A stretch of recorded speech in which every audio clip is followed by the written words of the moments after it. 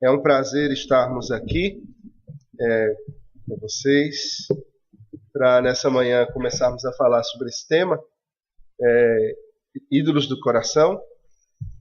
Nós já ouvimos falar da igreja há um bom tempo. A gente sabe da caminhada de vocês através do pastor Hebe, da Simone e de outros que vieram aqui, que são nossos amigos. Pastor Milton já veio aqui algumas vezes, pastor Paulo Brasil, e são amigos meus pessoais também. Eles, quando souberam que eu vi, você vai gostar de lá. E lá é bom, o pessoal é firme. Então a gente ouve falar isso de vocês, e é bom saber, né, que no Rio de Janeiro tem igrejas firmes também. A nossa luta é para nos mantermos fiéis à palavra de Deus, no culto, na adoração e na nossa vida. Minha esposa está comigo, eu não sei, cadê ela? Foi lá atrás. Isabela e Letícia estão aí? Estão aqui. Fiquem em pé, Bela e Lely.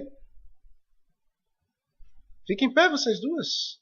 Essas são as minhas duas mais velhas, Isabela e Letícia. Rebeca foi lá atrás para alguma coisa. Normalmente quando a mãe sai com ela assim é porque a vara vai ser usada. Eu tenho impressão, algo me diz que é exatamente isso. Não é?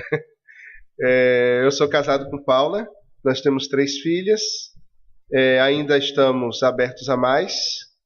E chegou Paula e Rebeca lá atrás, vindo agora. Pronto, essa é minha esposa.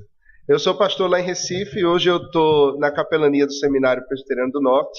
Foi o seminário onde o pastor Hebe estudou. Claro, ele é muito mais velho que eu, então foi em outras épocas, antes de eu nascer, né? Mas eu estou trabalhando lá, e lá nós temos também uma igreja que funciona no seminário. O seminário tem alguns projetos de plantação de igreja, e dentre eles esse em que nós estamos, que funciona no próprio seminário. Uma igreja pequena, nós temos lá cerca de 30 e poucas pessoas apenas congregando, mas na expectativa de que o Senhor vá trazer outras pessoas também. Mas um trabalho assim, semelhante ao de vocês, que busca ter uma mensagem expositiva, um culto bíblico reformado, sem agonias para crescimento, mas com o propósito de crescer espiritualmente e ser fiel ao Senhor. A gente lá também dá aula, hoje, como capelão, né? O capelão é meio que o coringa. O capelão, ele dá aula de qualquer coisa. Então, quando falta professor, bota o capelão para dar aula. Mas a minha matéria, com a qual eu entrei no seminário, é Constituição e Ordem. Então, eu sou o professor da matéria chata, né, que ninguém quer. É a matéria institucional. Né? Eu sou professor dessa matéria, não tem mais ninguém que dê, só eu que dou essa matéria lá. Mas eu dou Teologia do Culto também, hoje é uma matéria que eu tenho ensinado no seminário. E eu trabalho com aconselhamento bíblico. Né? Então, as matérias de aconselhamento bíblico, eu e o pastor Douglas, que também veio aqui já, eu acho. Não, ainda não, virá numa próxima. Eu e Douglas dividimos essas matérias. A gente tem um congresso de aconselhamento lá que funciona também. Simone teve esse ano, Julinha foi esse ano também, foi? E Davi teve lá também esse ano. De forma que a gente tem trabalhado ali. Mas, sem delongas, vamos ao nosso tema nessa manhã, em Ezequiel, capítulo 14. Nós vamos fazer o seguinte: hoje eu quero introduzir o tema da idolatria e de ídolos do coração, de forma que a gente vai ler um texto, mas nós vamos ver outros textos que vão apoiar a ideia que a gente quer trazer. E a gente vai então introduzir isso, e se der tempo, já que nós temos aqui 2 horas agora de manhã, melhor, 1h30, nós temos 2h30 ainda, aliás, né? Até 11h30, então são 9 e vai até 11h30. Porque o meu relógio é de Recife, né? Então são 10 para as 10 na realidade. Bom, então a gente tem 1h30, eu não sei se vai dar para a gente fazer 2 palestras, mas se não der, a gente faz abre para perguntas ao final, e amanhã a gente vai até onde der também, tá bom? Então, Ezequiel, capítulo 14, do verso 1 ao verso 7, vamos ler esse texto das Sagradas Escrituras. que vão apoiar a nossa ideia. Diz assim: então vieram ter comigo alguns dos anciãos de Israel e se assentaram diante de mim. Veio a mim a palavra do Senhor dizendo: filho do homem, estes homens levantaram os seus ídolos dentro do seu coração, tropeço para a iniquidade que sempre têm eles diante de si. Acaso permitirei eu que eles me interroguem?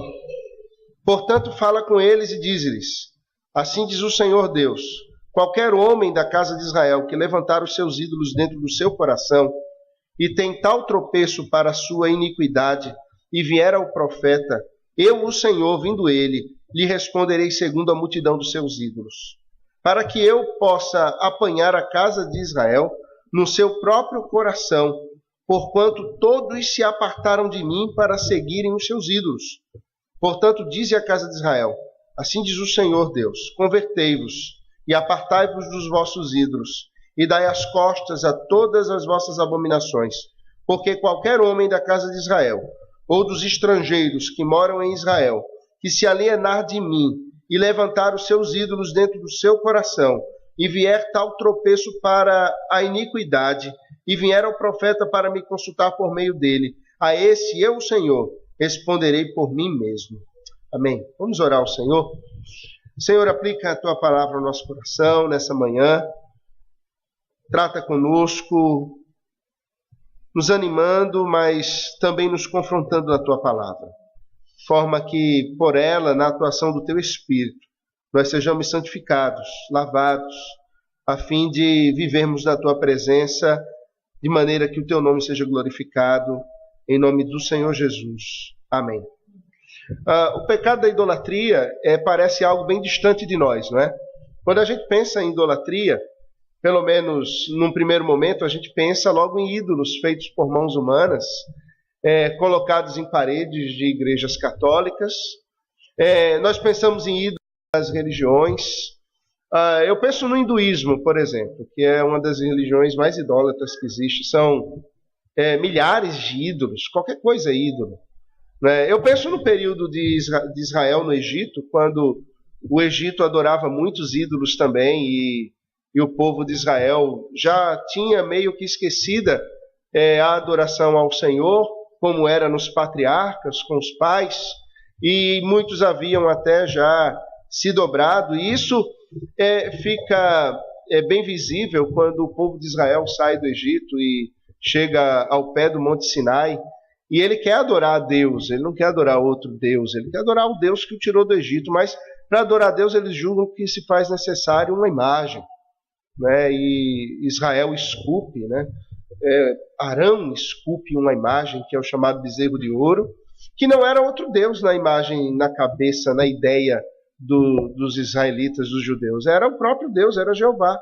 Na cabeça deles aquele bezerro era o nosso Deus, mas o Senhor não podia ser feito por mãos humanas, representado por mãos humanas. Enquanto eles faziam isso lá embaixo, o próprio Senhor estava dizendo a Moisés, no topo do monte: não farás para ti imagem de escultura, né? Nós pensamos nessas imagens, eu penso em Recife. Eu moro numa cidade do Nordeste, e como você sabe, o catolicismo idólatra ele é muito forte no Nordeste. Lá nós temos algumas festas. A festa da Conceição. Há um morro lá no Recife chamado Morro da Conceição, e ela tem uma escadaria bem grande. O pessoal sobe ali pagando as suas promessas, e é uma semana de festa. A cidade para isso. Tem a festa de Nossa Senhora do Carmo. É outra festa que trava algumas avenidas do centro da cidade, porque o povo precisa disso.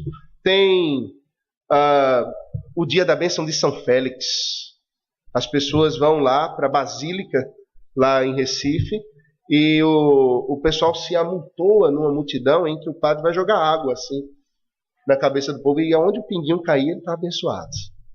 A festa das Pitombas é uma festa também católica, que movimenta num morro bem grande lá.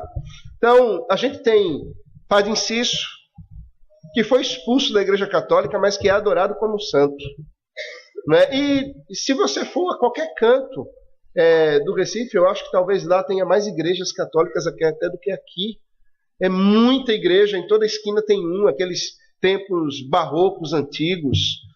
Olinda, em cada lugar tem um.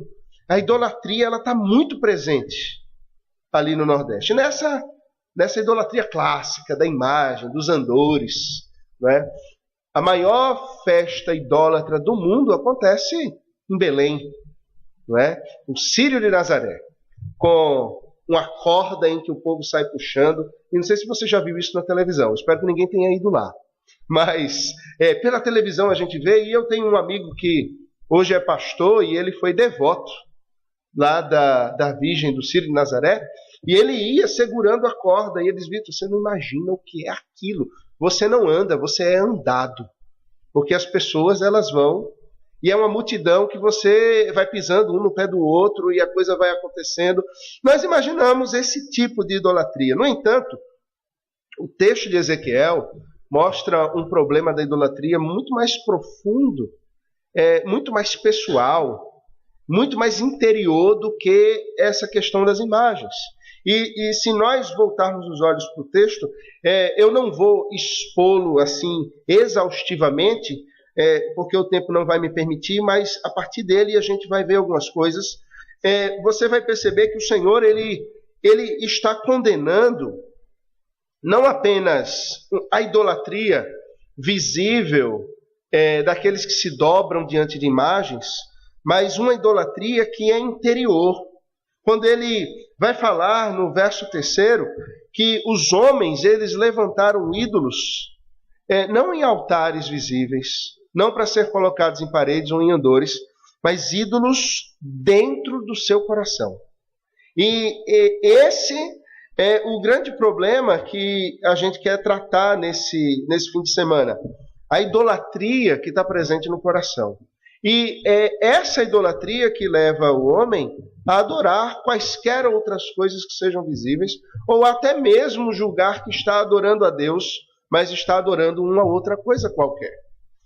Nós vivemos um evangelho místico, um evangelho misturado, um evangelho estranho ao verdadeiro evangelho da palavra de Deus, em que as pessoas julgam estar buscando o Senhor, Deus verdadeiro, quando na realidade eles estão buscando ídolos. E eu arriscaria dizer, sem medo de errar, irmãos, que a maior parte da igreja chamada cristã evangélica no Brasil é uma igreja idólatra. É uma igreja que tem seguido ídolos e não tem ido ao templo ou à igreja para adorar o Deus verdadeiro. Tem ido adorar ídolos, que talvez, ou melhor, não estão de forma alguma nas paredes, mas são muito piores do que esses que estão nas paredes. Os que estão nas paredes são facilmente quebrados. Um terremoto os derruba das paredes e eles caem, um incêndio os queima, uma marreta vai arrebentá-los também. Mas esse ídolo que tem sido, ou esses ídolos que têm sido buscados e adorados, e a quem as pessoas têm servido, eles não são quebrados com marretas. Eles não caem das paredes, o fogo não os queima. São ídolos muito mais difíceis de serem destruídos, e tal qual o coração do povo de Israel, conforme Ezequiel profetiza acerca do juízo de Deus, é o povo dos nossos dias. É uma idolatria que está presente na alma, que está presente no coração, e é iniquidade contra o Senhor. E é contra isso que o Senhor fala nesse texto que lemos, e sobre o que a gente vai falar. A idolatria é um problema tratado com frequência nas Escrituras, né? E seguramente nós podemos dizer que a idolatria ele é o nosso problema predominante. O que eu quero dizer? Que o maior do meu problema, o maior dos meus problemas e o maior dos seus problemas se chama idolatria. Como assim, pastor? Mas eu não sou idólatra. Sim. Nós somos idólatras. E é isso que a gente quer desmistificar e pensar. No Antigo Testamento e no Novo, a gente tem textos muito expressivos do retrato da idolatria. Por exemplo, o bezerro de ouro, como já falamos em Êxodo, ou o roubo que Raquel executa dos ídolos do lar, quando está saindo de Aram-Padã e indo não é, com Jacó para Canaã, e ela não pode sair dali, ou melhor, ela pode sair dali sem nada, mas ela precisa levar uma coisa, ela precisa levar os ídolos do lar. E o que eram esses? Eram imagens mesmo, que eram colocadas em casa, deuses da terra, deuses da fertilidade, ou São Longuinho, ou São Félix, ou qualquer um desses que você possa imaginar. Ela levava, ela saiu dali, ela roubou os ídolos da família, os ídolos do seu pai, e os levou, e é interessante. Labão não corre atrás de Jacó porque ele está indo embora e ele vai ter saudade. Labão não corre atrás de Jacó porque ele vai ficar com saudade de Raquel. Ele não sai porque ele julga que a divisão que Jacó levou era mais do que deveria levar, mas ele se mexe porque ele sente falta dos ídolos dele dentro de casa. E ele vai atrás de seus ídolos. E é interessante que aquela filha, ela está disposta a roubar, ela está disposta a mentir, e ela está disposta a enganar por causa dos deuses domésticos, por causa dos deuses que são muito pessoais para ela, com os quais ela cresceu, a quem ela está acostumado, aquelas imagenzinhas, e ela leva. E nós conhecemos o texto de Gênesis 31, quando Raquel ela é procurada pelo pai, e o pai pergunta sobre os ídolos, e ela senta sobre os ídolos, esconde ele embaixo de uma capa, senta sobre aquela capa e mente, dizendo, não, eu estou aqui, não vi, não conheço, não sei, não fiz nada. Ela está disposta a roubar, a mentir, a enganar, para ter aqueles ídolos com ela. O texto de Isaías, o profeta Isaías fala contra a idolatria de Israel, muito embora as profecias no ministério de Isaías tenham durado 40 anos, a dureza do coração do povo de Israel e a idolatria, ela estava tão profundamente enraizada, que em 40 anos, vocês sabem dizer quantos deram ouvidos a Isaías e quantos se converteram? Ninguém. Imagine, né? Eu sou pastor, imagine eu ao final de 40 anos de ministério, não ter um converso no ministério. O presbitério certamente me chamaria e diria, meu filho, vai vender pipoca na praia, porque teu negócio não é ser pastor. Isaías passou 40 anos pregando, e a idolatria era tão profunda no coração dos homens da sua época, que eles não se converteram. Claro, havia ali um juízo de Deus, para que o povo não se convertesse mesmo. E Isaías ia pregar, ia falar, e o ouvido do povo ia estar tapado, e a consciência deles ia estar confusa. Nós vamos ver isso mais à frente, do que é que isso se trata. E aquele juízo de Deus para com o povo de Israel tem uma ligação direta com a idolatria deles. O juízo de Deus foi exatamente o cumprimento já da palavra de Deus no Salmo 115, quando ele diz que aqueles que adoram se tornam semelhantes ao que adoram. Portanto, a gente vai ver isso um pouco mais à frente, já que hoje ainda é em introdução apenas. A gente tem na palavra toda, nas escrituras todas, um anúncio, o levantar de Deus de homens, profetas, a inspiração das Sagradas Escrituras pelo Espírito Santo de Deus, conclamando o povo a abandonar os ídolos, a não adorar nada mais do que o verdadeiro e único Deus. E as Sagradas Escrituras, elas vêm, por exemplo, com Moisés, que escreve como Deus criou o mundo, criou as coisas, e aquilo vem para um contexto de pessoas idólatras em que a criatura era adorada pelos homens. Um texto que é escrito para um povo que estava saindo do Egito, onde o rio era adorado, onde a lua era adorada, onde o sol era adorado, onde as estrelas eram adoradas, onde o jacaré era adorado, o cavalo era adorado, o boi era adorado, o coiote era adorado, todo mundo era adorado, o piolho era adorado, o sapo, tudo era adorado no Egito. E aí Moisés escreve o Gênesis revelado pelo Senhor a ele, em que Deus mostra assim, olha, os deuses que o Egito adora, na realidade não são deuses. Quem criou o sol fui eu. O sol não é um deus, é o Deus verdadeiro que criou o sol. A lua não é um deus, foi o Deus verdadeiro que criou o sol. As estrelas não são deuses, foi o Deus verdadeiro que criou as estrelas. E os animais que eles adoram lá foram criados pelo Deus verdadeiro. Portanto, esqueçam isso que vocês viveram nesses 3 séculos, quase 4, e adorem ao Deus verdadeiro que criou todas as coisas. Então, o Gênesis vem exatamente para quebrar a idolatria do povo de Israel. E durante as Sagradas Escrituras todas, a idolatria vem sendo constantemente atacada e o Senhor Deus, o Deus verdadeiro, vai se apresentando. A idolatria, ela precede cada um dos nossos pecados. E eu imagino que você também é pecador aqui, né? A Bíblia diz que se nós dissemos que não temos pecado, nós estamos tornando Deus mentiroso. Porque todos nós pecamos, né? E todos nós pecamos contra o Senhor. E viemos aqui e estamos na presença de Deus, vivemos na presença dele, não porque não tenhamos pecado, mas porque fomos perdoados dos nossos pecados. E, na realidade, os nossos pecados, esses que eu e você vivemos hoje, ontem, nessa semana passada, e que, infelizmente, viveremos ainda até o dia da glorificação, o dia de Cristo, eles são precedidos pela idolatria.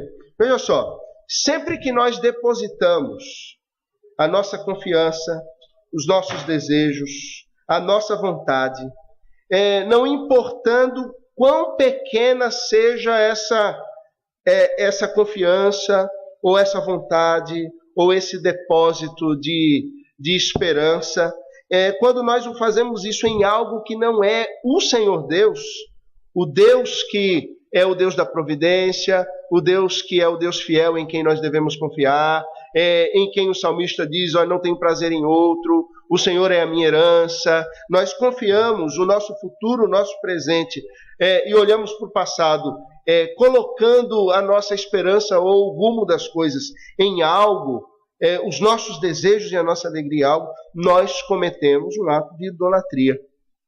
Tão sérios, atos de idolatria tão sérios quanto os que o povo de Israel cometeu. Quanto os que Salomão, por exemplo, cometeu. Nós praticamos atos de idolatria tanto quanto aqueles que estão no Círio de Nazaré puxando uma corda o fazem diante de uma imagem que é levada no andor. Ou tão sérios, veja a que ponto nós chegamos nessas práticas.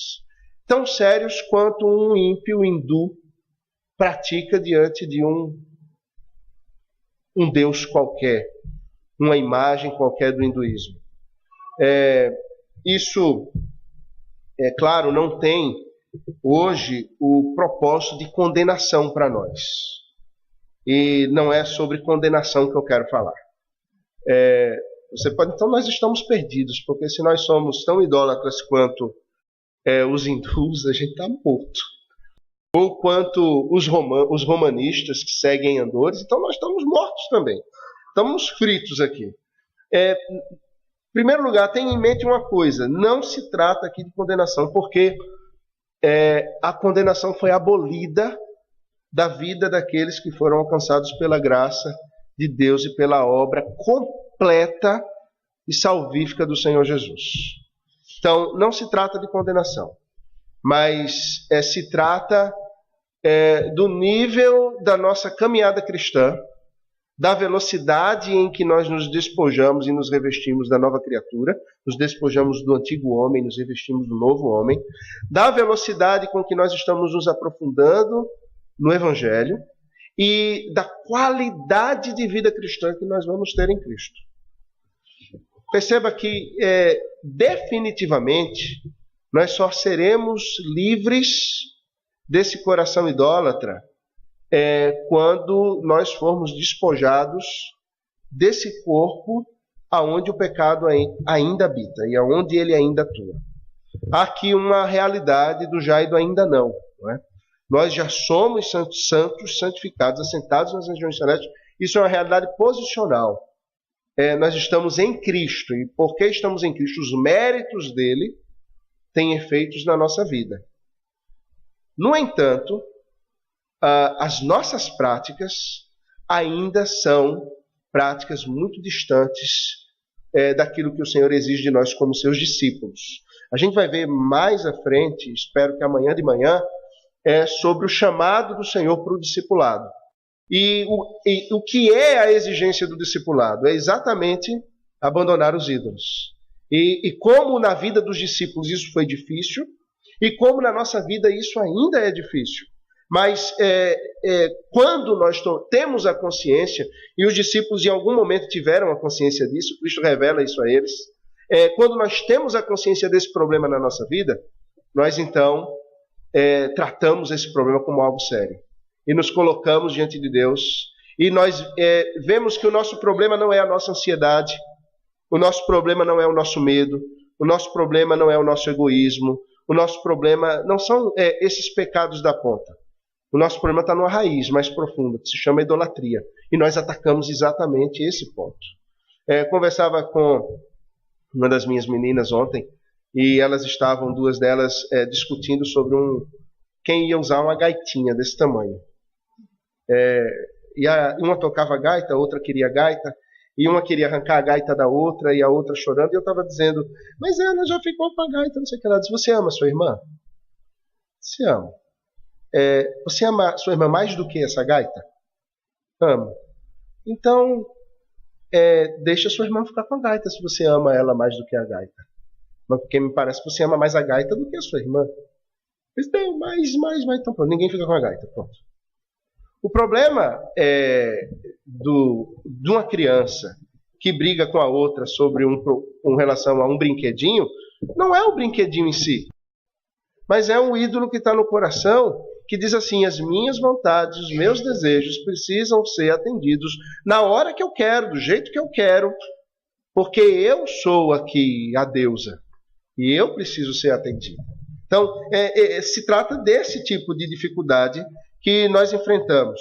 Na realidade, o meu objetivo não é aqui condenar, mas confrontar, a fim de que a gente alcance um entendimento, irmãos, claro e verdadeiro da natureza e da penetração dessa idolatria na nossa vida e como isso é prejudicial para nós. A fim de que a gente possa procurar de maneira definitiva uma mudança na palavra de Deus para o nosso ser. E à medida que a gente for identificando os ídolos do nosso coração, a gente tem a coragem de diariamente pegar uma marreta e quebrar esses ídolos. E só tem uma forma de nós fazermos isso. Através da palavra de Deus. Só tem uma maneira de fazermos isso. A palavra de Deus na atuação do Espírito. E nós vamos ver aqui alguns elementos que se juntam a isso. Sobre essa realidade da idolatria, Calvino diz uma coisa muito interessante. O coração humano, ele dizia, é uma perpétua fábrica de ídolos. Algumas traduções colocam uma fábrica de ídolos. Eu prefiro as traduções, e a clássica, ela vai dizer assim, Calvino dizendo, o coração do homem é uma perpétua fábrica de ídolos. Calvino percebeu uma coisa, que não importa, nesse plano aqui em que nós vivemos, antes do dia de Cristo, aquele dia em que Ele vem em glória, e nós formos transformados, não importa o quanto nós vivamos, nós vamos sempre chegar ao brado do apóstolo Paulo. Miserável homem que sou, quem me livrará do corpo dessa morte? O que é que Paulo queria dizer? É que por mais que ele buscasse o bem, ele fazia o mal. Por mais que ele quisesse a santidade, e mais santo ele ficava, mais ele percebia o seu pecado. E veja que a santidade se trata exatamente disso.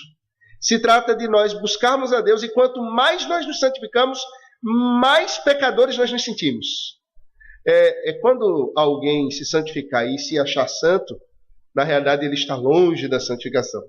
Quanto mais nós nos santificamos. E a santidade se trata de quanto mais nós somos aproximados de Deus, da estatura de Cristo, a santidade dele é tão tremenda e tão alta que nós nos sentimos menores. Nós nos sentimos mais pecadores. E os nossos pecados, eles são mais expostos diante do Senhor e diante dos nossos próprios olhos. Porque a nossa mente, ela vai sendo transformada e o nosso coração também. Então Calvino, ele percebe isso e ele vai dizer, olha, O coração do homem é uma perpétua fábrica de ídolos. E isso, quando Calvino fala fábrica, ele não está pensando numa produção em série. Ele não está pensando numa produção automatizada. A gente está pensando aqui no século XVII e a gente está falando de uma fábrica que é um galpão, no fundo de uma casa, em que essa fábrica tem as coisas produzidas pelas próprias mãos do fabricante. E perceba o seguinte, que você é um industrial, e eu também. Nós somos industriais da idolatria. O que Calvino está dizendo é que lá na nossa casa, nos fundos dela, tem um galpão. E lá nesse galpão nós temos madeira, pedra, nós temos escopo, nós temos cola, nós temos tinta, nós temos formas. E o que ele está dizendo é que todo dia, em algum momento, a gente vai lá nesse galpão, a gente abre a porta dele, e a gente entra no galpão e a gente vai na mesa gastar algum tempo esculpindo os nossos ídolos. Mas isso não acontece uma vez por semana, nem uma vez por mês, nem uma vez por ano. Isso é um ato perpétuo. Acontece todo dia e acontece várias vezes todo dia. Todo dia, várias vezes todo dia, a gente pega um escopo na mão e um martelo e a gente começa a esculpir o nosso ídolo. Agora, quando esse ídolo fica pronto, a gente coloca lá numa estantezinha e a gente já pega outro ídolo para fazer. E o que ele quer dizer é que, na realidade, quando você vai entrar nesse galpão no dia seguinte, ele está repleto de ídolos. Se nós não tomarmos ou tivermos a consciência dessa realidade idólatra no nosso coração, esses ídolos vão se amontoando. Eles vão se amontoando. Perceba que isso não é algo da idade adulta. Isso acontece desde a concepção. Nós passamos agora recentemente o duro período do desmame com Rebeca. E o ídolo de Rebeca era mamar. Era o ídolo dela. De maneira que, na hora que ela queria mamar, ela tinha que mamar. E aí a gente vai quebrar a idolatria dela. Fazer o desmame. Você não imagina o que é um bicho brabo. O que é uma onça ferida. Eu quero e eu quero. Alguém ensinou isso a ela? Não. Eu não ensinei. Nem a mãe ensinou. Ninguém precisa nos ensinar a idolatria. Isso é algo presente em cada um de nós desde a tenra idade. Nós somos muito bons para inventar ídolos. Somos muito bons nisso. E qualquer coisa pode se tornar um deles. Essa questão é tão séria e nós acabamos depositando, sem perceber, os momentos da nossa vida, da nossa esperança, nesses ídolos que acabam nos levando a uma vida cristã pobre, medíocre, em que nós não vivemos como deveríamos viver. Veja, eu quero citar o que alguns autores falam sobre isso. Ken Sande é um autor de aconselhamento bíblico e ele trata sobre conflitos e sobre conflitos na família, no lar. E ele gosta muito de trabalhar o texto de Tiago, que aborda que os conflitos eles brotam dos desejos do nosso coração. Né? E ele diz algumas coisas. Vejam só, em termos bíblicos, um ídolo é alguma outra coisa que não Deus, na qual empregamos o nosso coração. Na qual empregamos o nosso coração. É aquilo que nos motiva, é aquilo que nos controla, é aquilo que nos governa, é aquilo a quem servimos. Você quer ver um exemplo bem prático? Quando eu estou muito cansado, o meu cansaço me controla. Eu sou naturalmente chato. Mas quando eu estou cansado, eu viro um indivíduo insuportável. Minha santa esposa que o diga. Né? Eu fico extremamente chato. E aí a tendência, quando eu sou grosso, quando eu sou estúpido e quando eu sou chato, é dizer, mas eu estou muito cansado. O que é que eu estou querendo dizer aí? Que o meu cansaço, ele me domina. Eu sirvo ao meu cansaço e tudo o que eu faço é por causa desse cansaço. Ou seja, esse cansaço se torna o meu senhor. Ele me governa. Portanto, o meu cansaço se torna meu ídolo. Você percebe? Aparentemente eu não estou servindo a ele. Eu não tenho, mas se ele me domina e se as minhas desculpas de vida estão depositadas nele, então ele é meu ídolo. Alguém que está enfermo. Mas eu ajo assim porque eu estou enfermo. Porque eu estou enfermo, eu tenho que ser servido, eu tenho que ser assim. Então, a enfermidade é a idolatria dele. São coisas assim muito simples que nós não percebemos. Um outro autor chamado Richard Keyes, ele vai dizer o seguinte: toda sorte de coisas são ídolos. Veja só, toda sorte de coisas são ídolos em potencial, dependendo somente das nossas atitudes e ações concernentes a elas. Como é que a gente lidar com as coisas? Como é que nós lidamos com isso? Se nós colocarmos toda a nossa vida depositada naquilo, isso é um ídolo. Idolatria pode não envolver negações explícitas da existência de Deus ou de seu caráter. Ou seja, eu creio em Deus que criou os céus e a terra em 6 dias, pelo poder da sua palavra. Eu creio que ele mandou o seu único filho Jesus para nascer da Virgem Maria, para viver, para padecer, para ressuscitar. Eu creio no Espírito Santo, eu creio na igreja, eu creio na comunhão dos santos, eu creio que Jesus vai voltar. Mas mesmo assim, eu posso ser um idólatra. Essa idolatria, vir também na forma de um afeto excessivo a algo que é em si mesmo perfeitamente lícito. Ou seja, algum problema em você amar alguém? Algum problema em amar o marido, ou o marido amar a esposa, ou amarem os filhos? Não. O problema é quando esse amor é um amor excessivo.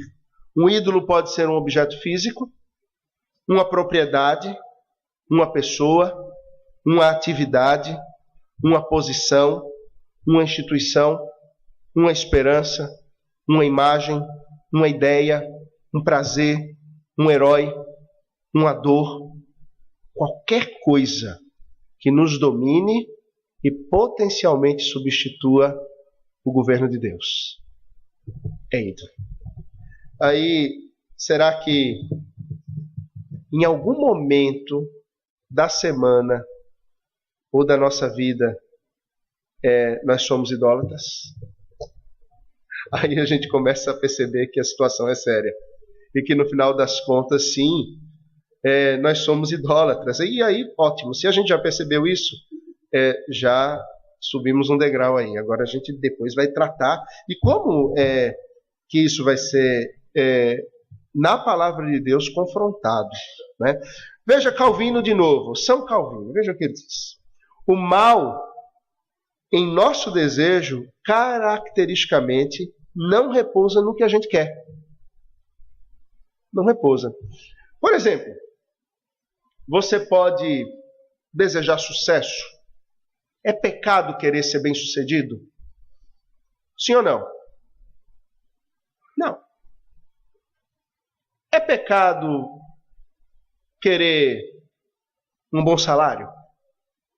É pecado? É pecado... Tem moças solteiras aqui, né, Júlia? Tá? É pecado, Júlia, querer casar com alguém assim lindo como eu? Claro que vai ser difícil, porque como eu, vai ser difícil encontrar. Né? Minha mulher, ela foi infelizada. Claro que não é pecado você querer casar com alguém lindo como eu, mas isso pode ser um pecado.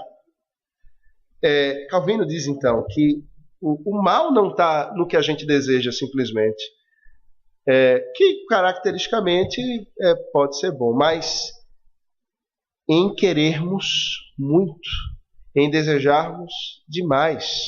O mal não está em querermos, está na intensidade em que nós queremos. Então, veja só, coisas lícitas podem se tornar ídolos. Querer casar é algo lícito, mas se o desejo ao casamento ele está acima de tudo, então ele se torna um ídolo. Querer sucesso, como já disse, não é um problema, mas quando o sucesso é perseguido acima de todas as coisas, é um ídolo. Quando alguém quer passar num concurso público, mas para passar no concurso público, ele deixa de adorar o Senhor, ele deixa de estar na comunhão dos santos, ele deixa de ler a palavra de Deus, ele só lê a apostila de concurso público. Ele esquece o dia do Senhor, então aquele concurso público virou um ídolo para ele. Passar no concurso público é lícito. A maneira como nós encaramos as coisas que são lícitas, ou empenhamos o nosso esforço nelas, podem ser pecaminosas ou não. E isso é muito tênue, porque a gente não percebe. Quando os nossos olhos são abertos, já foi. E nós já estamos numa prática pecaminosa. E aí nós precisamos fazer o retorno. Quando um desejo, mesmo por algo naturalmente bom, que não seja mal em si, se torna um ídolo. Como eu posso determinar na minha vida se eu quero alguma coisa de forma exagerada? Vamos fazer um exercício prático. Não é difícil a gente saber. Você pode fazer algumas perguntas assim. Por exemplo, Israel vai casar. Por que Israel quer casar? Você quer sucesso. Por que você quer sucesso? Eu quero passar no Enem. Por que eu quero passar no Enem? Eu quero ter filhos. Por que eu quero ter filhos? É a primeira pergunta. Qual é a minha motivação nas minhas atitudes e nos meus desejos? O que eu almejo com isso? Segundo, qual será a minha reação se eu não conseguir aquilo que eu almejo? E se eu não me casar? E se eu não passar no Enem? E se eu não passar no concurso público? E se eu não for reconhecido no trabalho? Qual vai ser a minha reação? Vai ser uma reação pecaminosa? Ou vai ser uma reação de perceber e entender que o Senhor Deus, Ele é o Senhor de todas as coisas. E todas as coisas cooperam conjuntamente para o bem daqueles que amam a Deus. Veja só, isso é tão sério.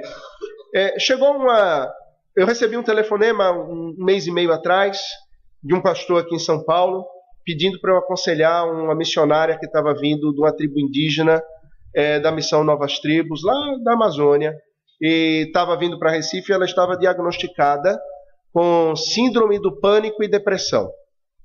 Ele disse, você pode atendê-la? Eu disse, posso. Aí me encaminhou a moça lá. Ela foi lá no seminário e uma serva de Deus, missionária, um coração na obra. Qual era o grande problema dela? Ela passou um pouco mais de um ano numa tribo e naquela tribo, em pouco mais de um ano, ninguém se converteu. Ela e mais 2 missionários lá. Ninguém se converteu na tribo. Eles tiveram muito pouco avanço no aprendizado da língua.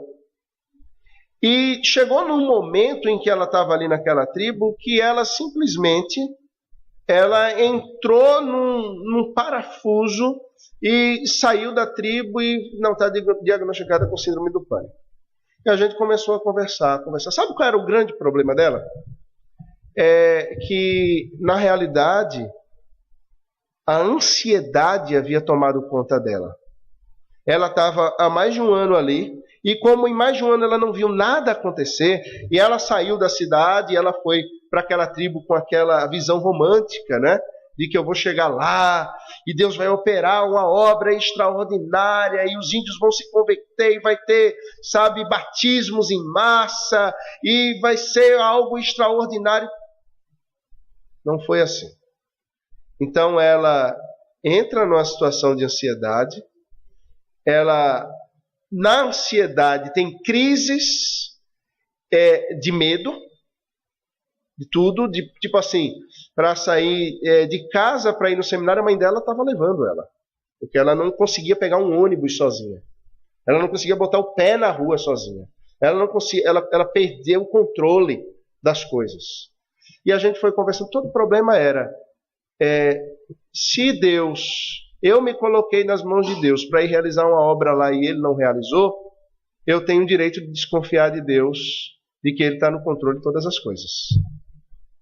Aí quando eu disse isso a ela, ela chorou, não pastor, não é isso não, eu creio que Deus é soberano, está certo. Aí, leia esse texto, faça esse exercício, pegue um caderninho, quero que você anote isso, quando você tiver assim, anote, tal, e quando, na semana que vem aqui de novo. Aí ela chegou e disse, pastor, estou tão envergonhada. Eu disse, por quê? Disse, porque eu percebi que é aquilo mesmo. Eu estou desconfiando de Deus. No final das contas, o trabalho missionário se tornou um fim em si mesmo. Um fim em si mesmo. E eu estava dizendo a ela, vem cá, se alguém se converter lá, é para a glória de quem? Para a tua glória? Se não, é para a glória de Deus. E se ninguém se converter lá? Deus vai deixar de ser glorificado? Não vai. Perceba uma coisa, a minha e a sua função é pregar o Evangelho. A conversão não está no nosso controle. Aí quem controla é Deus, porque Ele opera em quem Ele quer, na hora que Ele quer e do jeito que Ele quer. O nosso papel é obedecer, não importa os resultados. Você não é mal sucedida se ninguém se converter, pelo contrário, você obedeceu ao Senhor e a palavra de Deus não volta vazia, porque se não houve conversão, vai haver juízo.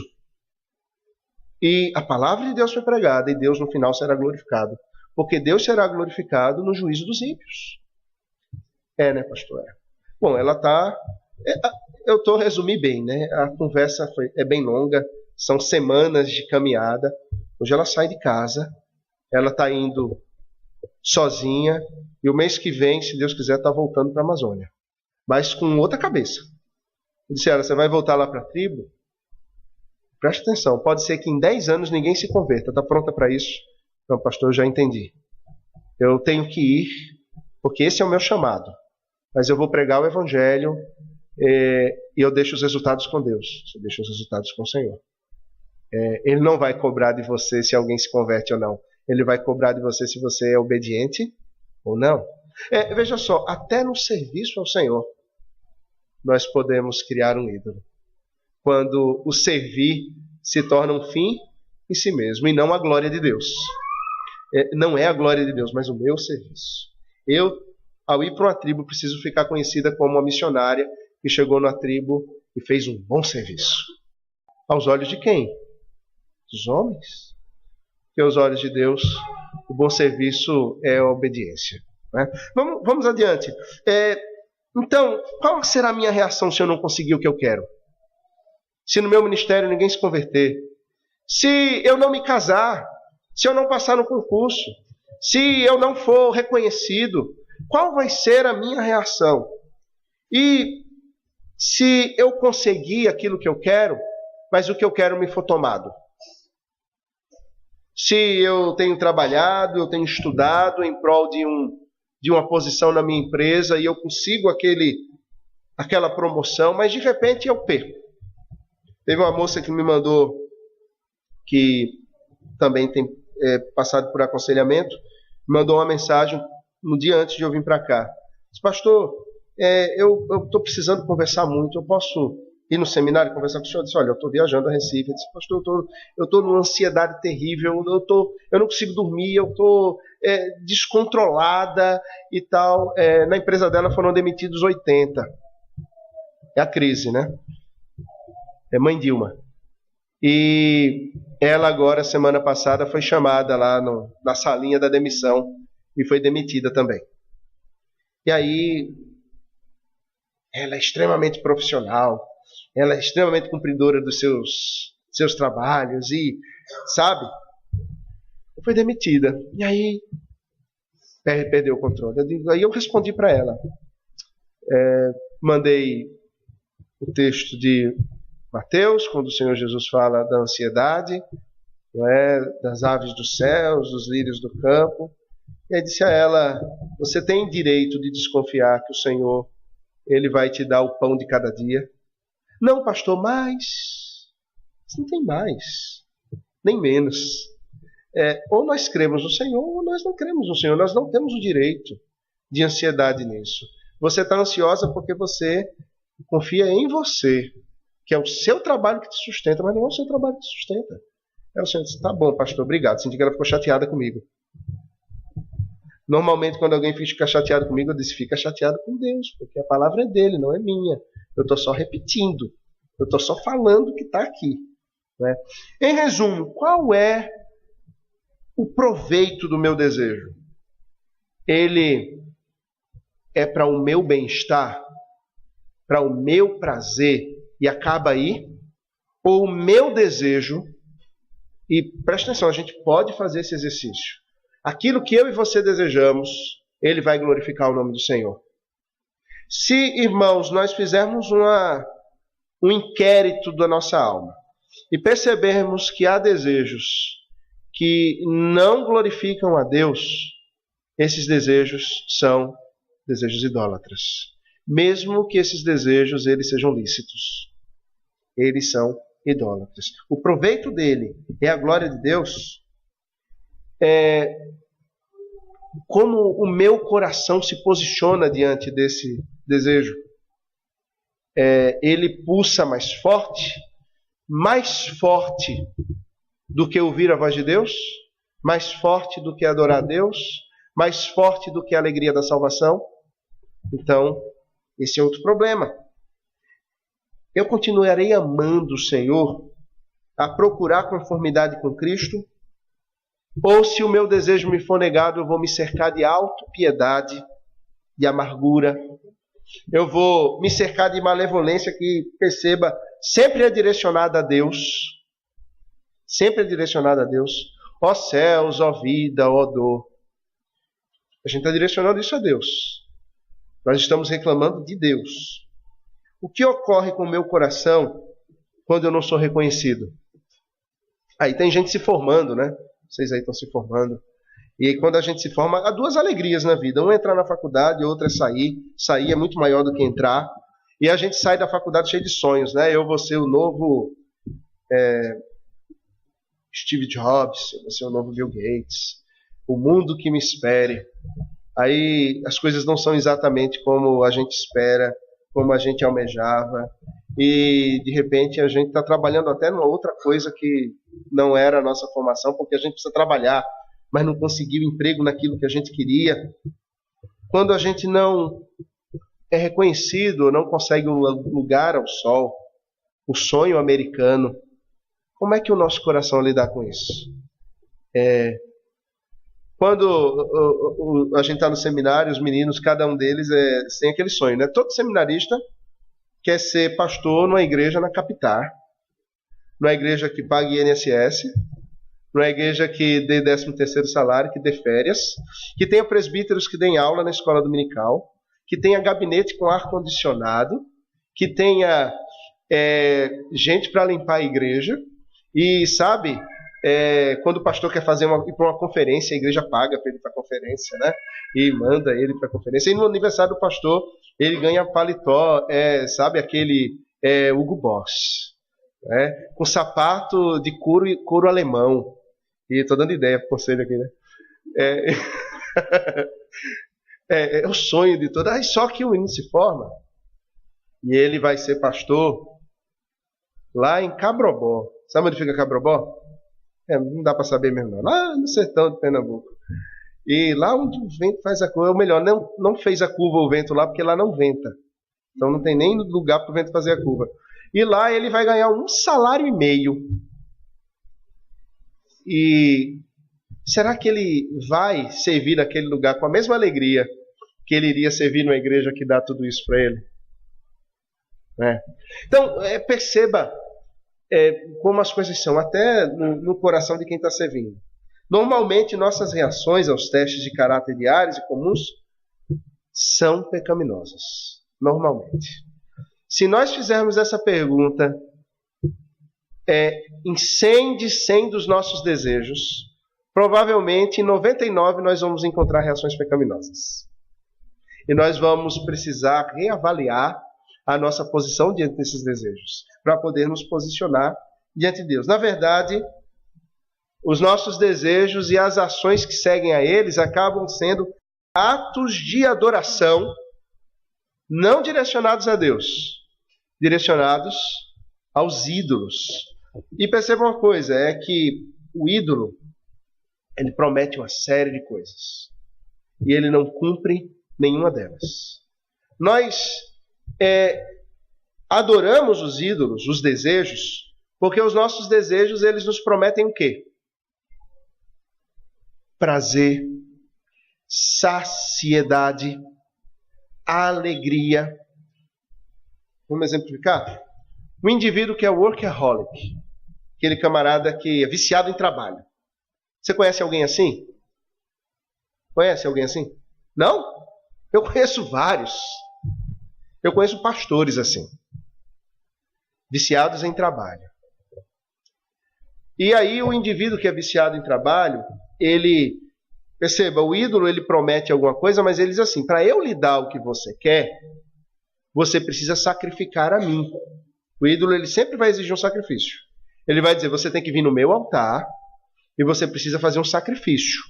Se você fizer o sacrifício, eu lhe dou o que você quer. O workaholic, ele vai sacrificar o quê? Pense comigo aqui.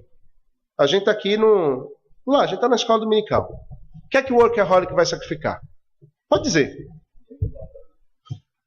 Ele vai sacrificar o tempo com a família. Primeira pessoa da família que vai sofrer ou vai ser sacrificada no altar. Quem é? É o cônjuge. O marido vai ser sacrificado, a esposa vai ser sacrificada. Vê, sobre isso, uma senhora, anos atrás, hoje está até fora da igreja, ela veio conversar comigo e ela disse o seguinte, pastor, o meu marido, ele me atrapalha, eu quero me divorciar dele. Pô, como assim ele te atrapalha? Não, porque eu sou diretora de escola, eu agora fui convidada pelo vereador fulano de tal para o gabinete dele, eu tenho 3 empregos, e ele diz que ele me atrapalha, ele me segura, ele não deixa que eu cresça profissionalmente, porque ele diz que é demais, ele diz que eu não tenho tempo para ele diz que eu não tenho tempo para o filho, ele diz que eu não tenho... E você tem tempo para o seu marido, para o seu filho, você tem... Não, pastor, eu faço o que eu posso. E tempo para Deus. Mas, pastor, o senhor sabe, eu faço o que eu posso. Deus tem em todo lugar, em tudo que eu faço. É aquela desculpa, né? Eu disse, pois é, mas na escola dominical, no dia do Senhor, você nunca está na igreja, você todo domingo está na praia. Como é que você tem tempo para Deus? O tempo que você tem é para alcançar o seu sucesso e no que sobra é para o seu lazer. E seu marido e seu filho não vão, porque eles estão na igreja sozinhos. E você está lá na praia. Né? Então, ela estava sacrificando o marido, sacrificando o filho, sacrificando agora quem? Deus, igreja, comunhão, em prol de um sucesso. Disse a ela, olha, sabe o que você é? Você é uma engrenagem de uma máquina. E um dia, o dentezinho lá daquela rodana vai quebrar. E sabe o que as pessoas vão fazer? Vão tirar você e vão jogar você no lixo. Porque é assim que as pessoas são. Vai quebrar ali um dente da engrenagem, elas vão te jogar no lixo. E quando te jogarem no lixo, você vai perceber que o teu sucesso, que isso que está te sendo prometido é uma ilusão. É uma ilusão. Não vale nada. E você vai chorar. A Margarida disse, mas eu quero me divorciar. Olha, se eu não me divorciar, eu quero que ele morra. Cuidado com o que você fala. É interessante que, umas 3 semanas depois eu saí de férias. Aí fui de carro, a gente ia Natal. Quando eu estava chegando de pessoa, ela liga para mim. Pastor, o meu marido está morrendo, eu matei o meu marido. Então assim, matar, você vai ter poder, enfiou uma faca no bucho dele.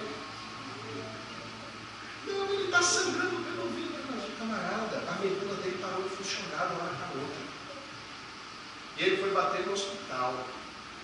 E agora, essa mulher, porque o marido estava no hospital morrendo, deixou os 3 empregos. E foi para o hospital, morar no hospital 3 meses com ele, esperando um transplante de medula. Se acabasse aí seria maravilhoso, porque a história é mais complicada, não vale a pena falar aqui. Mas você percebe como as pessoas elas colocam ídolos na vida? E elas sacrificam marido, filho, esposa, Deus. Só que o ídolo ele não concede aquilo que ele promete. Porque quando a pessoa alcança, ela vê que aquilo era uma ilusão. Aquilo era uma mentira. E a gente vai ver isso mais adiante, porque essa palestra aqui é uma introdução, e na realidade isso é exatamente o pecado original. Essa foi a proposta. Uma ilusão. Você sacrifica quem? A ordem de Deus. Você sacrifica Deus. E você vai ser Deus se você sacrificar Ele. No final das contas era esse o propósito. Quando nós nos dobramos a isso, nós então nos afastamos completamente do plano de Deus na nossa vida e nós passamos a viver uma vida cristã completamente longe dos caminhos dele. E se o Senhor ele realmente nos salvou, irmãos, se nós não estamos achando que somos trigo e somos joio, veja só, o Senhor ele vai nos tratar como filhos nesse aspecto da idolatria. E normalmente, quando nós não percebemos por bem os ídolos que há no nosso coração, o Senhor não nos deixa entregues à idolatria. Ele faz conosco o que ele fez com Israel. Ele castiga o filho que ele ama. Nós vamos ser escravos na Babilônia. Nós vamos sofrer o resultado da nossa idolatria, para que o Senhor suscite no nosso meio aquilo que se chama o remanescente fiel. E aí o Senhor vai nos purificar. Perceba, Deus, e louvado seja o Senhor por isso, isso é graça de Deus. Ele não vai nos deixar entregues à nossa idolatria. Ou nós abrimos os nossos olhos e passamos a clamar a Deus por uma vida santa, tendo a adoração exclusiva a Ele, ou Ele vai tratar conosco de forma tal que, pelo sofrimento, pela dor, por perder as coisas que nós julgamos importantes na vida, então nós percebamos nessa situação que só Ele é o Deus da providência, só Ele é o Senhor, é só nele que nós podemos confiar, é só Ele que nos dá alegria e paz. E algumas pessoas só vão perceber isso quando perdem tudo mais, porque aí eles aprendem que o Deus verdadeiro é que supre as necessidades, é o Deus a quem nós nos referenciamos e a partir de quem nós vivemos. Deixa eu ir adiante. A palavra de Deus vai trazer a necessidade de destruirmos esses ídolos. Abra a Bíblia, por favor, em alguns textos. Primeiro deles, 1 Samuel, capítulo 6, verso 3. Veja o que o texto sagrado diz sobre idolatria e sobre a necessidade de destruir ídolos.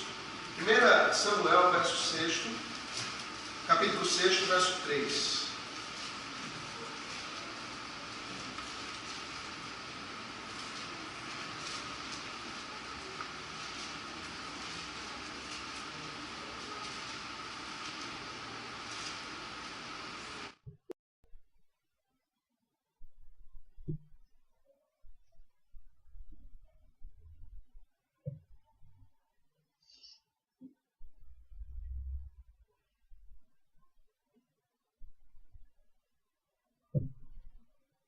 Eu acho que é 2 Samuel. Eu anotei errado. Deixa eu só ver se é isso mesmo.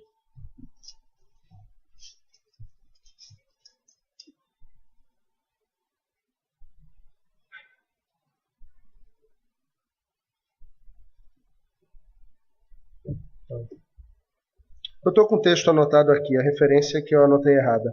Falou Samuel a toda a casa de Israel, dizendo: se é de todo o vosso coração que voltais ao Senhor, tirai dentre vós os deuses estranhos e as astarotes, e preparai o coração ao Senhor, servi a Ele somente. Não é nenhuma dessas referências, eu acho que eu anotei errado. Então, Samuel, o Senhor fala, achou aí o texto? 7:3, é esse mesmo?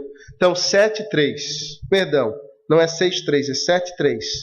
Falou Samuel a toda a casa de Israel, dizendo: se é de todo o vosso coração que voltais ao Senhor, tirai dentre vós os deuses estranhos e os astarotes, e preparai o coração ao Senhor, e servi a Ele só. E servir a Ele só. Ou seja, se queremos viver na presença de Deus, só podemos viver de todo o coração. Viver de todo o coração na presença de Deus exige que nós tiremos do nosso coração todos os deuses estranhos e os astarotes. Isso aqui eram os deuses do momento, né? E preparemos o nosso coração para servirmos somente ao Senhor. Não servimos a mais nada e a mais ninguém. Veja Ezequiel, capítulo 14, verso 6, na parte B.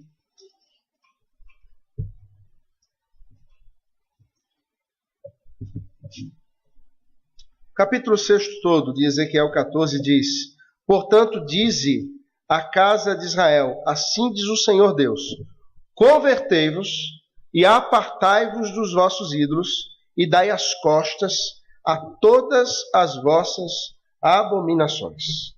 Agora veja no Novo Testamento, 1 de João, capítulo 5, verso 21.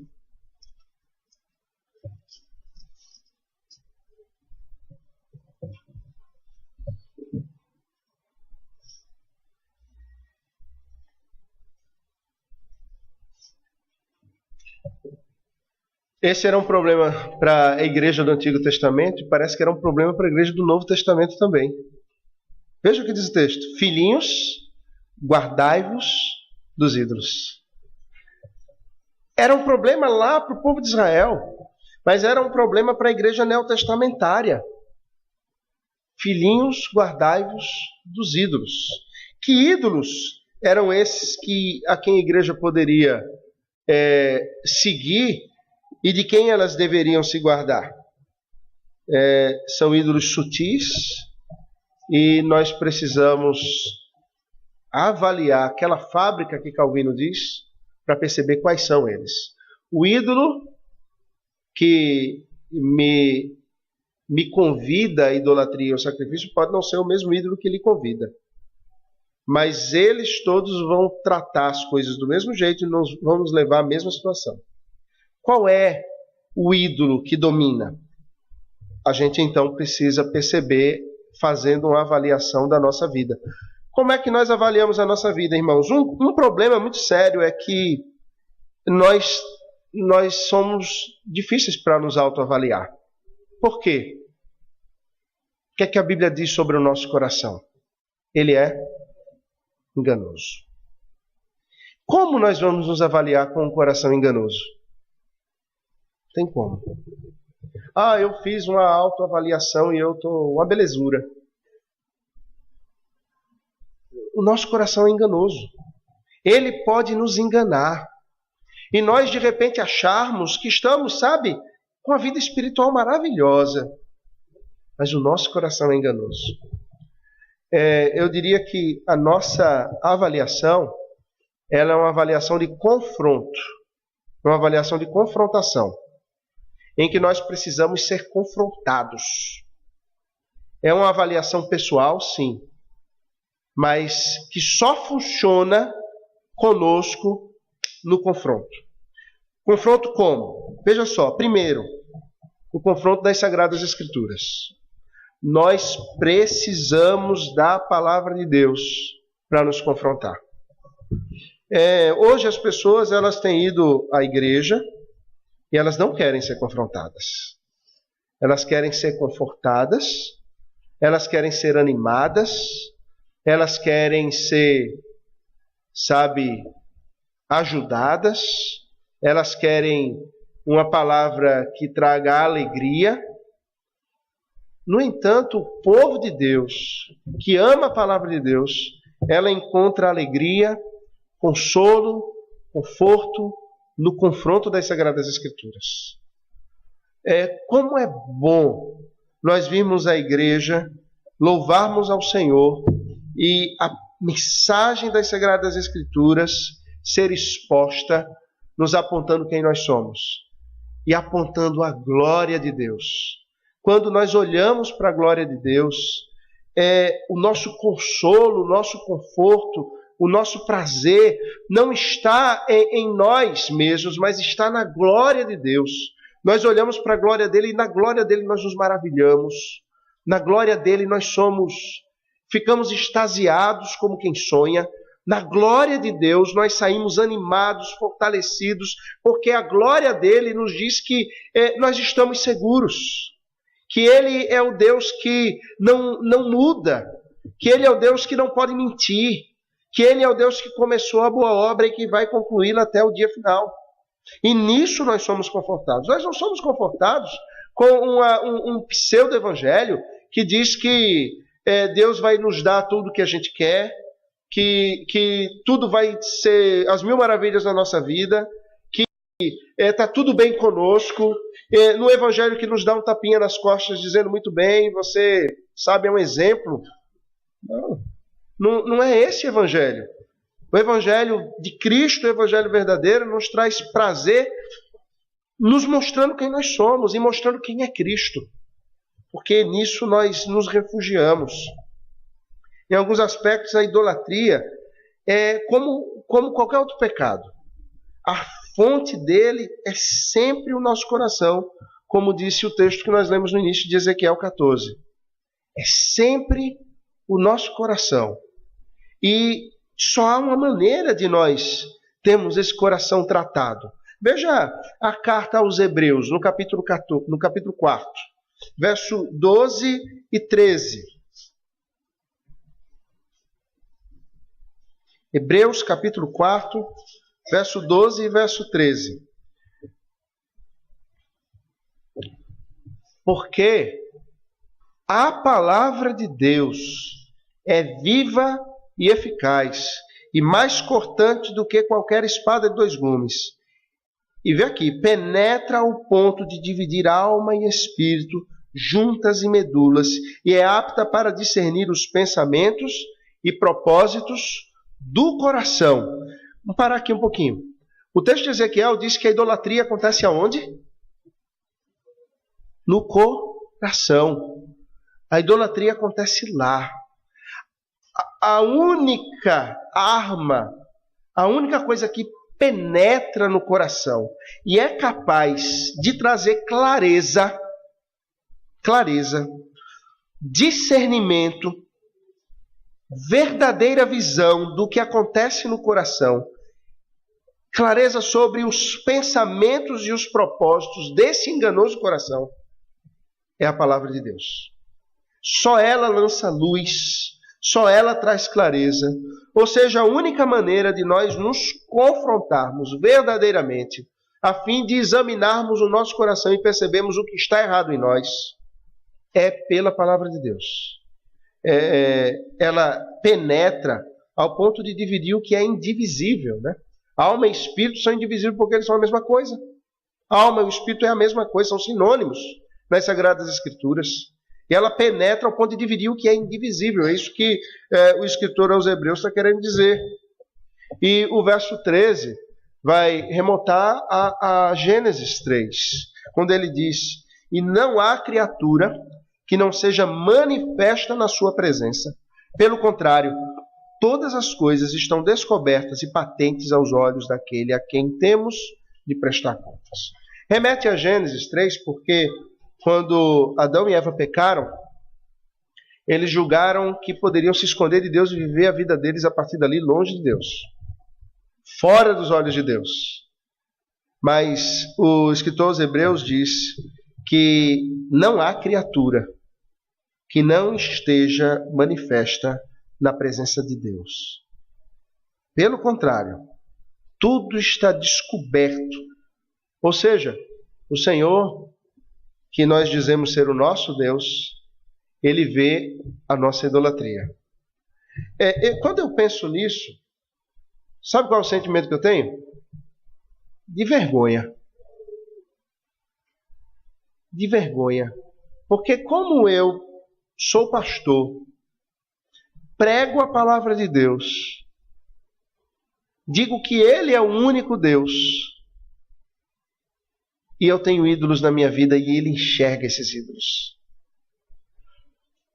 O que é que deveria acontecer comigo? Eu vim aqui, quando eu subisse aqui no púlpito, devia cair um raio do céu e me partir no meio. Concorda? É isso que devia acontecer comigo. Devia acontecer com Rebequinha, tão bonitinha, fofinha. Está ali no colo de Paulo, eu acho, nem sei. Cheia de pecado. Depravada. Devia cair um raio na cabeça dela e partir, assim como no meu. No seu também. O Senhor nos vê como nós somos e Ele vê todos os nossos pecados. Vê toda a nossa idolatria. E quando nós estamos cantando ao Senhor, dizendo que Ele é o nosso único Deus, o Senhor lá de cima recebe a nossa adoração. Não porque nós vivemos a verdade dele ser o nosso único Deus, mas porque Cristo, nos seus méritos, nos cobre na multidão dos nossos pecados, inclusive nesses. E o Senhor não nos trata como merecíamos ser tratados. Irmãos, isso nos humilha demais. Isso coloca a gente no pó. E nos leva a um ponto. Nós estamos ainda muito longe. E precisamos buscar muito e mais profundamente o Senhor, a fim de que não haja nenhum ídolo no nosso coração. Só Ele seja o nosso Deus, porque nós estamos nus. É o que o texto diz. Todas as coisas estão descobertas e patentes aos olhos daquele a quem temos de prestar contas. Adão e Eva estavam se cobrindo das folhas, se escondendo atrás das moitas. Diante dos olhos de Deus, eles estavam nus. Diante dos olhos do Senhor, nós estamos nus porque Ele nos vê quem nós somos. Ele não nos destrói porque Ele mesmo providenciou as vestes que nos cobrem. E muito embora estejamos nus, estamos cobertos pelos méritos de Cristo, pelo Cordeiro que foi morto. É por causa disso, irmãos, e só por causa disso. Nós devemos considerar, em primeiro lugar, que só as Escrituras. Em segundo lugar, e eu estou já nas aplicações, tá? O Espírito Santo de Deus. Sem Ele, não há como nós identificarmos o pecado em nós. Não há como nós lutarmos contra o pecado em nós. Algo maravilhoso aconteceu e nós precisamos perceber isso. Quando o Espírito Santo de Deus operou, nos levando ao convencimento do pecado, da justiça e do juízo. E nós fomos regenerados em Cristo. Esse Espírito Santo nos tornou um com Cristo. E em sendo um com Cristo, Ele nos deu comunhão com o Pai de Cristo. E nos deu comunhão com Cristo e com Ele mesmo, com o Espírito. O Espírito Santo é esse vínculo da paz que não é essa paz, eu estou zen, não é isso. É a paz em que nós percebemos quem nós somos, nós nos confrontamos ou somos confrontados pela palavra de Deus, somos humilhados, e em meio ao temor diante do Deus soberano e glorioso a quem nós servimos, o Espírito Santo nos dá a paz por meio de Cristo. Ele nos lembra que é por causa de Cristo que nós vivemos e por causa dele que nós não morremos. É por causa dele que nós não somos consumidos. É por causa dele que nós continuamos a jornada. E por causa dele o Espírito Santo, que foi enviado por ele e pelo Pai, permanece em nosso meio. Nós esquecemos uma coisa gloriosa. Nós nos maravilhamos ao olhar para os evangelhos, não é? E a gente diz assim, puxa vida, os discípulos caminharam com Jesus. Jesus estava aqui. Já parou para pensar o que é isso? Tem gente que vai a Israel. E deve ser uma experiência fantástica em Israel. Eu nunca fui. Como eu sou milenista, eu também estou nem aí se vou agora ou se vou depois. Porque, como eu sou milenista e eu sei que essa terra vai ser restaurada, o Rio de Janeiro não vai ter favela, o Rio de Janeiro não vai ter complexo do Alemão, o Rio de Janeiro não vai precisar do BOP. É BOP, né? Nem de Capitão Nascimento. O Rio de Janeiro não vai precisar de nada disso. Israel não vai ter briga entre palestino e judeu. Não vai ter bomba estourando, nem judeu sendo esfaqueado em ponto de ônibus. Então eu não estou preocupado em gastar dinheiro em Israel agora, porque quando a terra for restaurada eu vou lá conhecer. Né? A gente vai poder passear no Rio de Janeiro sem problema, né? Sem dificuldade, sem medo. Deve ser maravilhoso mesmo assim ir lá com toda a confusão. Mas imagine os discípulos que caminhavam ali com Jesus, comiam com Jesus, ouviam Jesus falar. A gente se maravilha com isso. E a gente pensa assim, puxa, se eu tivesse lá... Você já pensou assim? Ou sou eu o único pecador que pensa assim? Você já pensou desse jeito? Ah, se eu visse Jesus no Monte das Oliveiras. Ah, se eu visse Jesus passar na rua. A gente tem aquela música besta que alguém canta, né? A imagem de Cristo, né? Já viu essa música? Como é que ela canta? Até aquela Aline Barros gravou muitos anos atrás. Ela fala do cabelo dele, se eu visse os olhos dele. Bobagem. Mas a gente esquece de uma coisa. Assim como Cristo estava ali presente com os discípulos, o Espírito Santo de Deus está presente com os discípulos hoje. O Espírito Santo de Deus é Deus conosco. Ele está aqui. E Ele está aqui para nos guiar na nossa vida até o dia de Cristo. Para nos apresentar a Cristo santificados. Santificados. Portanto, esse Espírito Santo, ele fala conosco. Ele nos exorta. Se você é como eu, você sabe exatamente quando você peca. Ou não? Mas se você é como eu também, você é orgulhoso demais para voltar atrás e pedir perdão a quem você tem que pedir no momento em que o Espírito Santo lhe exorta. Quando você age mal com alguém, o Espírito Santo fala, vai lá pedir perdão. Não preciso não. Senhor, vai lá e age no coração do irmão para ele me perdoar, sem precisar dizer nada. Nós não ouvimos muito a voz dele, mas esse Espírito Santo nos confronta. Nos diz quando nós estamos pecando, quando nós estamos adorando a ídolos. Tem um terceiro aspecto em que nós somos confrontados. Primeiro é a palavra, depois é o Espírito Santo. Mas quer ver um aspecto em que nós não queremos, a qual nós não queremos nos submeter? Nós somos confrontados na comunhão dos santos. É aqui que nós somos confrontados. E a palavra de Deus, ela diz que nós devemos nos aconselhar mutuamente. Devemos nos pastorear mutuamente. É no confronto interpessoal dos santos que nós somos confrontados. É quando um irmão me confronta e me diz que eu estou errado. É quando... e veja só, se não for assim, nós pastores estamos fritos, porque vocês, ovelhas, têm um pastor para confrontar. É meu papel e papel do pastor Hebe confrontar e se meter na vida de todo mundo. Esse pastor chato que se mete na minha vida. Tem problema, é a função do pastor. Se meter mesmo, dizer, olha, tá errado, viu? Se você for por esse caminho, vai dar errado. Pastor, o senhor, ninguém lhe chamou aqui, o senhor é muito... Tá bom, então, vai quebrar a cara, depois eu vou dizer, te avisei. O papel do pastor é confrontar. E nós, pastores, quem nos confronta? Como diz o outro, estamos no sal, né? Tem ninguém para confrontar. Nós precisamos ser confrontados mutuamente. Eu preciso confrontar o Oreb. O Oreb precisa me confrontar. Nós precisamos nos confrontar mutuamente. Irmãos, vocês precisam se confrontar mutuamente.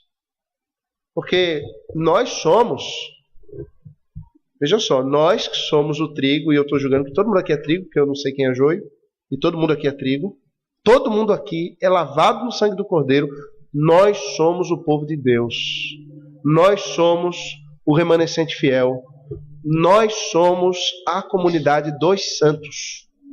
Na comunidade dos santos, nós nos confrontamos na palavra de Deus mutuamente. Nós nos aconselhamos mutuamente. J. Packer, ele diz o seguinte, que os puritanos, eles sabiam que homens pecadores são demorados em aplicar a verdade a si mesmos, ainda que rápidos, para ver como ela se aplica aos outros. Olha só. Homens pecadores, e eu e você o somos, são demorados a aplicar a verdade a si mesmos.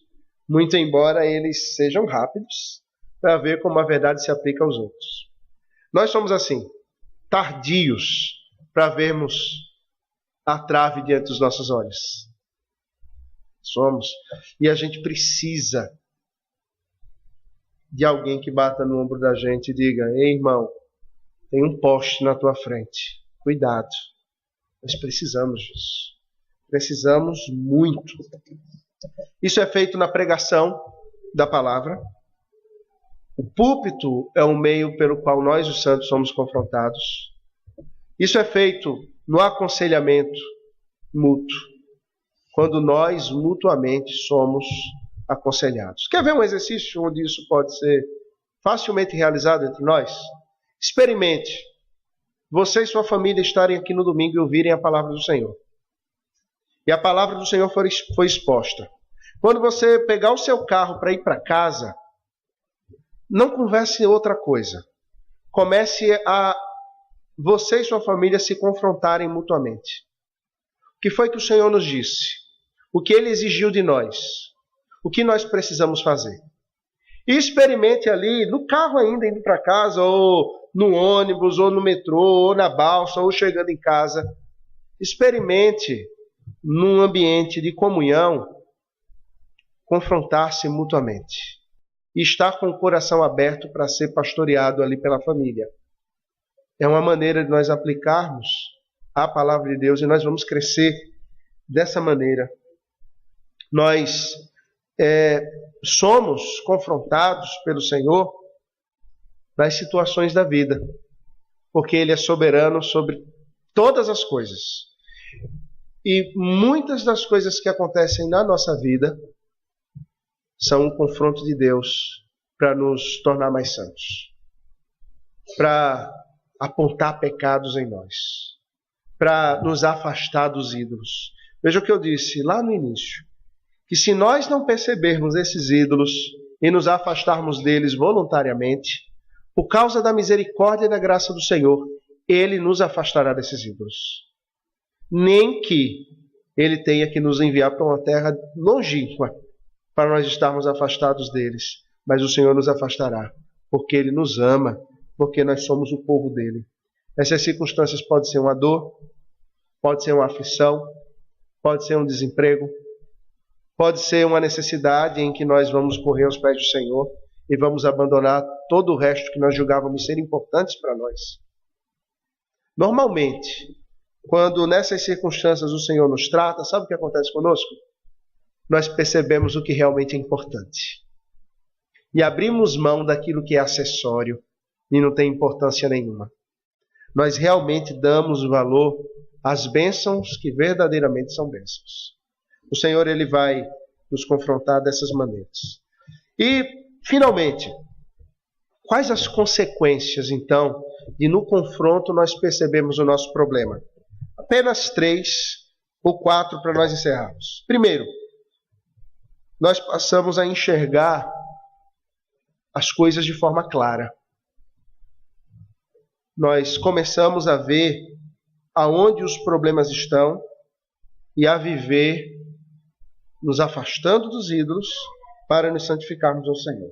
Quando identificamos a profundidade de nossa própria idolatria e também vemos a solução perfeita e completamente suficiente para esse problema na pessoa e obra de Cristo, uma coisa acontece. nós vemos as coisas no mundo de forma clara e nós passamos a enxergar e aplicar as doutrinas essenciais das Sagradas Escrituras à nossa própria vida. Nós passamos a viver a palavra de Deus de forma aplicada a nós.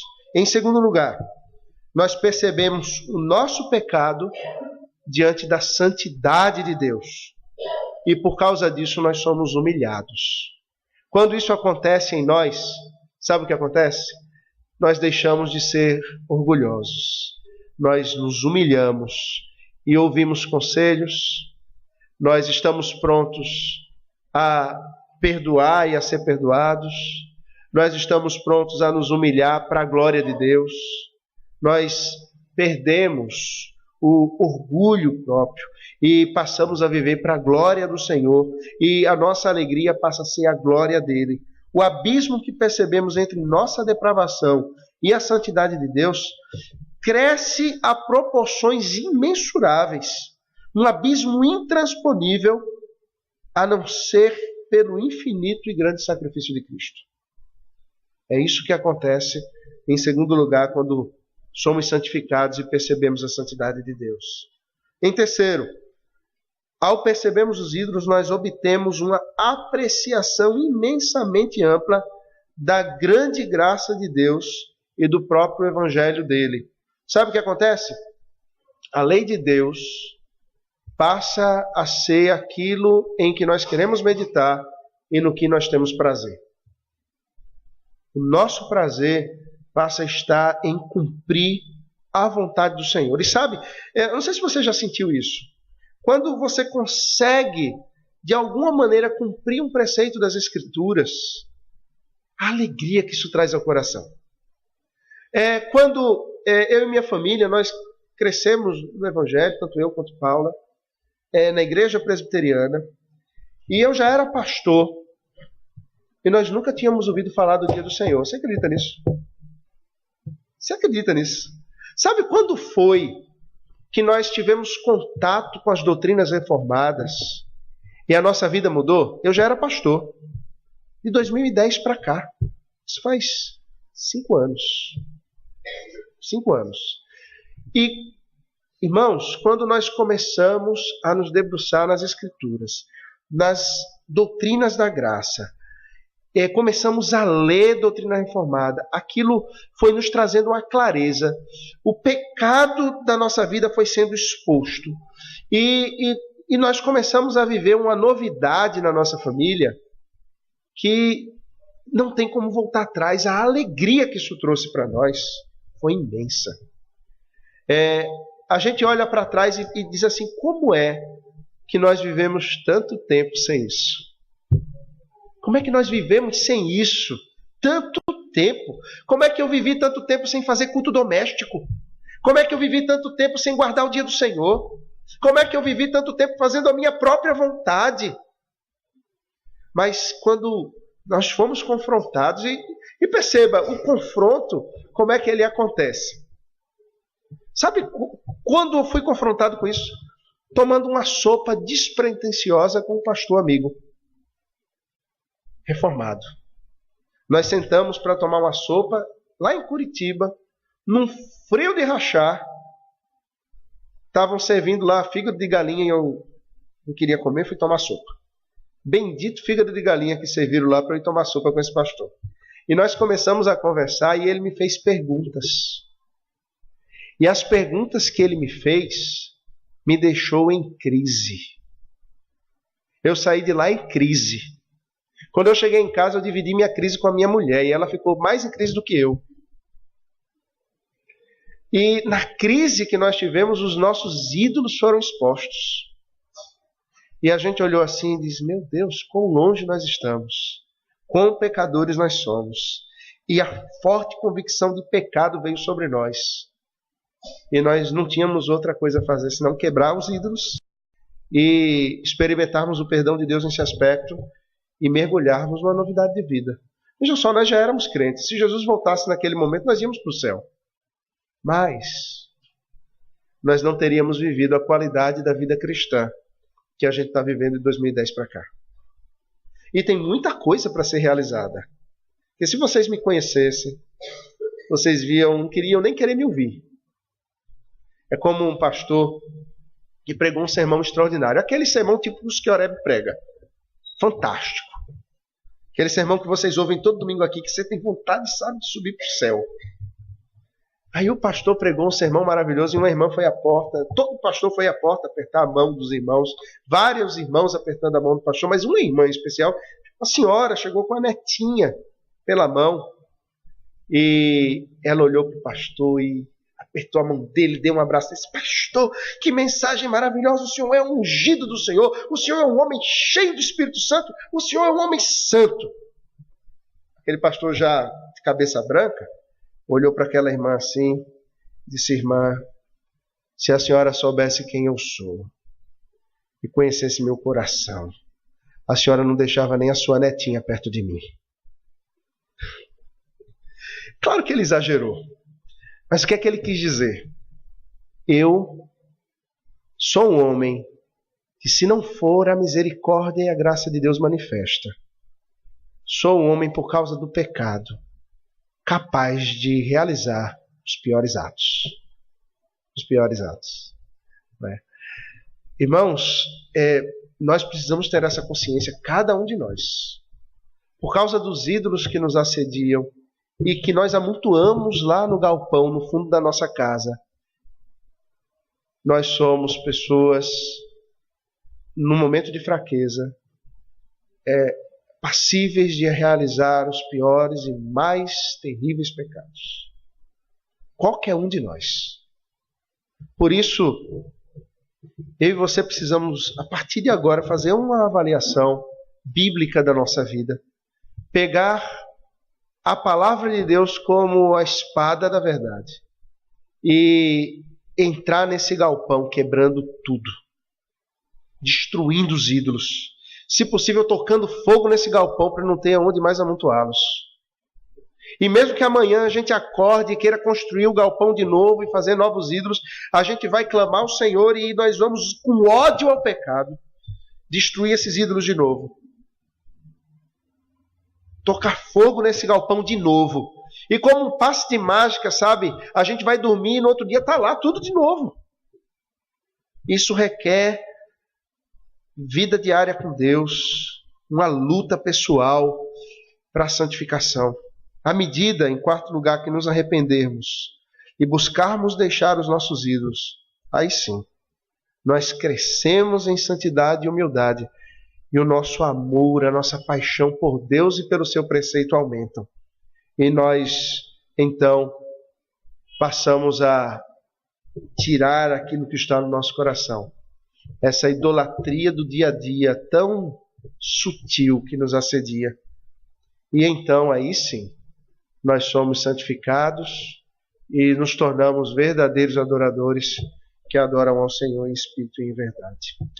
Essa era a introdução que eu queria fazer com os irmãos sobre o que é ídolos do coração, para a partir de então, ou de amanhã, a gente começar a trabalhar mais sobre os ídolos e como nós podemos lidar com eles. Que o Senhor nos abençoe